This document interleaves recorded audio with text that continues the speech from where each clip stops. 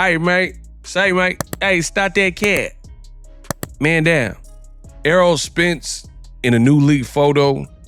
He looks like he's in some good shape, or at least the semblance of shape, right?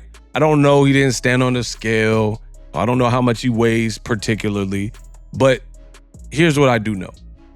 Errol Spence, he's already talked about it. He's moving up to 154 or 160, which I think is long overdue for Errol Spence.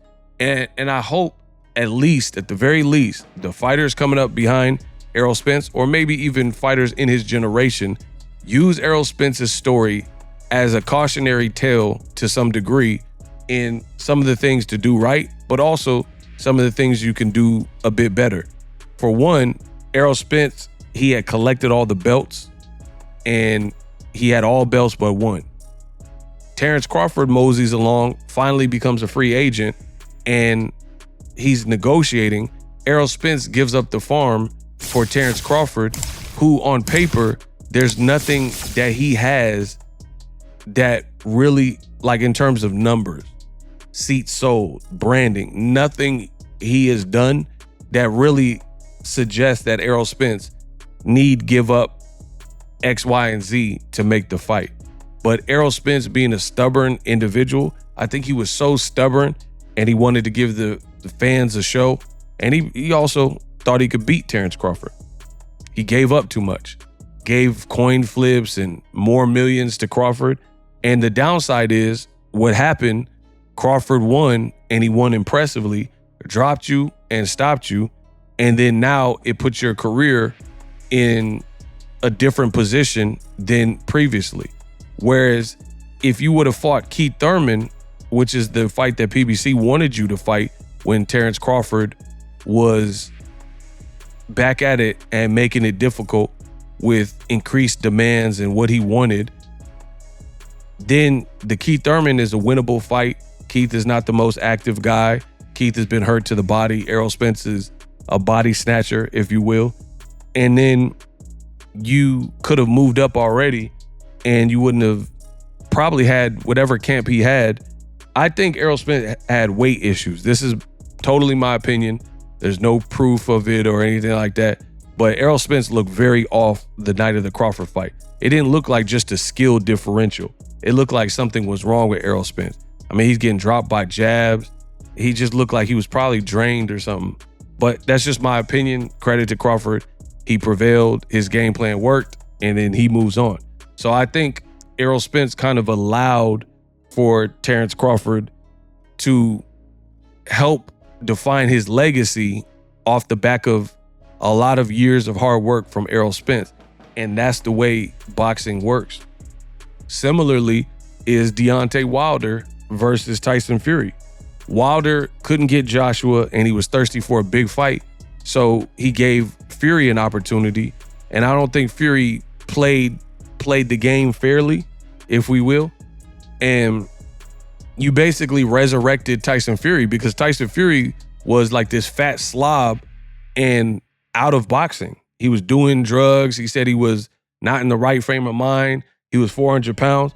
And Wilder pretty much resurrected him by fighting him in the first fight and picking him. Like, okay, this is the guy that beat Klitschko. He has somewhat of a name. He has a country behind him. And Wilder resurrected him. But then Tyson Fury kind of took it and ran with it, played games, pulled out of the fight, glove gate, these types of things. So fighters need to learn the business of this game. Do you think Canelo Alvarez would allow Edgar Berlanga to get a coin flip on who walks out first or second and get more money than his actual resume or his stats show? Canelo's going to look at that. You take what I give you. You want to fight me, take what I give you, or keep it pushing and I'll fight Chris Eubank or whoever else he would fight. That's how it should go. So hopefully Errol Spence learned from that. My sources indicate that Sebastian Fundora, his next opponent, should be wrapping up next week. So we should get some intel and information. That's the information that was conveyed to me, that the Fundora, they're closing in and finalizing his fight next week. So we'll see whoever that is, who that person is. I've already made videos about it. I don't want to waste anybody's time because there's a lot of poor content, low level, low quality, low audio quality, low visual quality, misinformation, disinformation that's already available. So I don't want to speculate on who he's going to fight, especially if we're that close to it just being announced, because once they finalize, it's going to be reported. So remember where you heard it here first. Sebastian Fundora, they should be finalizing next week. So I haven't heard nobody else suggest that. So it looks like that's where we're at with it. We'll see what Fundora decides. Again, I'm not going to spend my precious time trying to figure out and all that. Errol Spence in the picture that you guys see in the thumbnail, he's with Sam Darnold, who's a fighter out of Texas. Make sure you check him out. He got an upcoming fight. He's tall for his division. He's young, he's strong, he's determined. So make sure you check out that. But Errol Spence, he does look like he's in proper shape, like he's at least maintaining. Because we've seen Errol Spence where there's other off-season moments where he hasn't had a fight and his face looks fuller and he just looks doughier.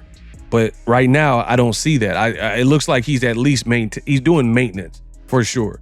I don't know how deep. I'm not saying he's sparring and all that, but he's doing some level of like keep his weight in check, because again, he's previously talked about it and he says he weighed almost 190 pounds or so walking around. So I like to see this from Errol Spence. Errol Spence keeping his weight down and he's moving up in weight. So either way, he has less of a cut to make and he's maintaining his weight. So I think that's a good formula for coming back off of a loss. You don't want to just come off a loss and then you just forget all your disciplines and tenets, and that could be worse for you because then you might take 2 losses in a row. So I like this from Errol Spence, Ego Weight Watchers. Looks like he's keeping his weight down and in check. Let me know what you guys think. Drop your thoughts in the comment section.